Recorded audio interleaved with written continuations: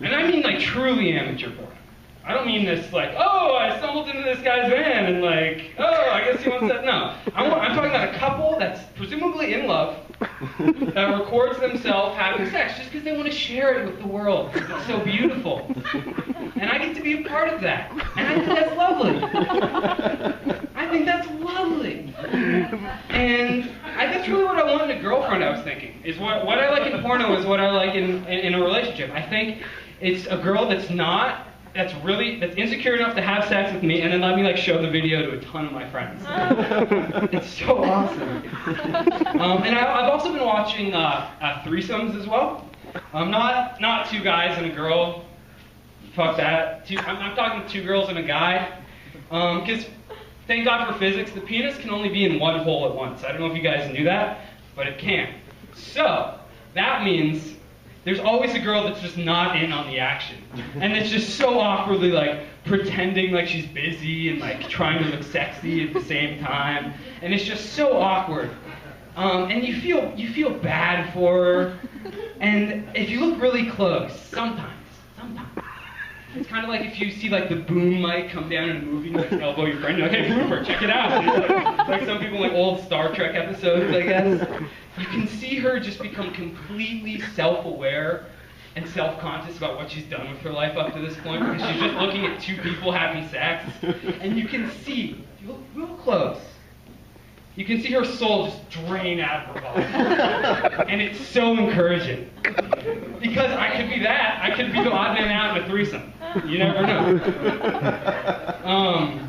But I was hoping you guys could help me kind of solve a mystery I've been kind of... Well, something I just don't understand. Blowjobs, if you can help me with that. Let me phrase what I was saying.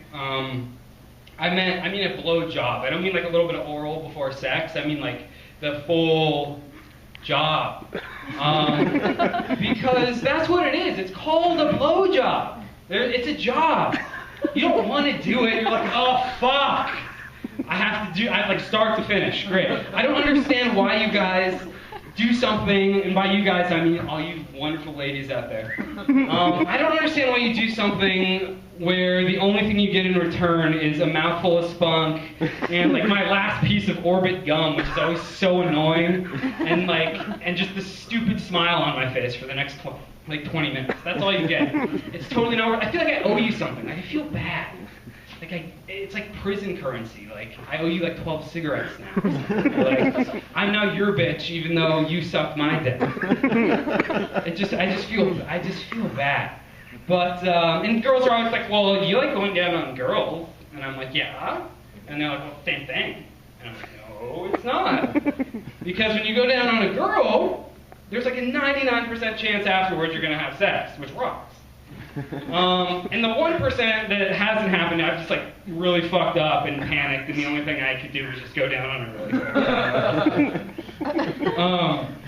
But I have been watching a lot of CSI because I've had a stupid amount of time on my hands. And I decided to treat it like a mystery on CSI. So just like they do, I went with the facts.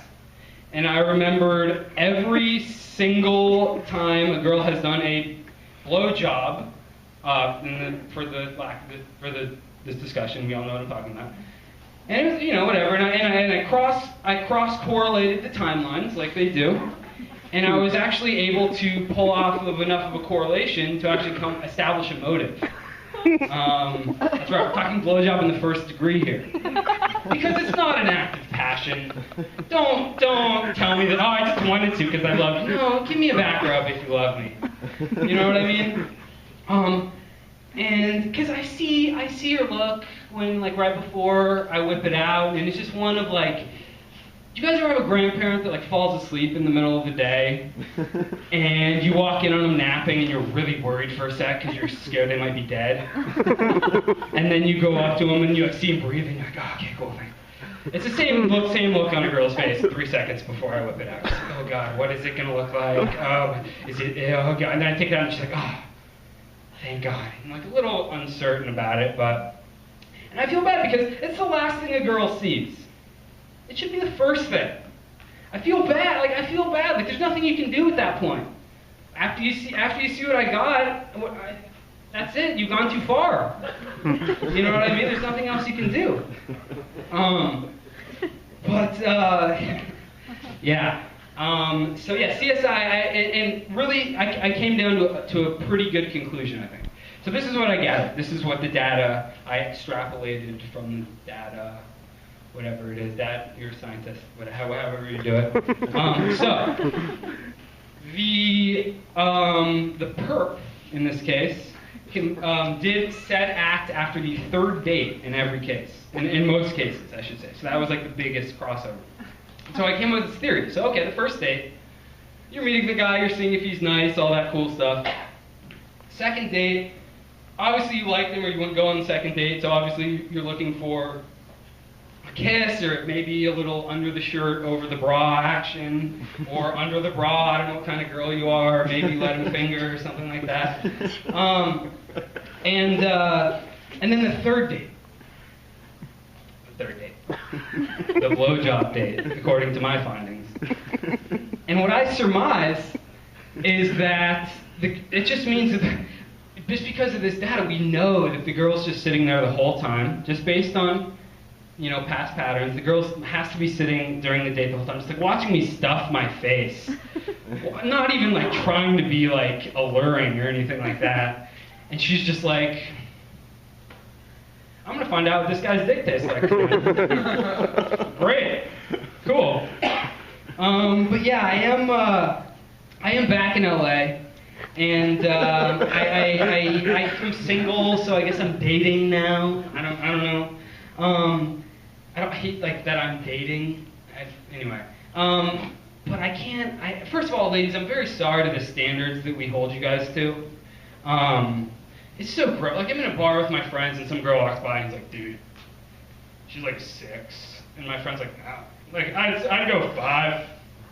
And it's like, fuck you, man. I don't, who are you to, like, judge these girls? I don't have a rating system. For me, it's a girl I would love to have sex with, or a girl that I would have sex with and not tell my friends about. It's pretty much, it's a binary thing. It's like a 0 or a 1. There's no, like, 10 scale.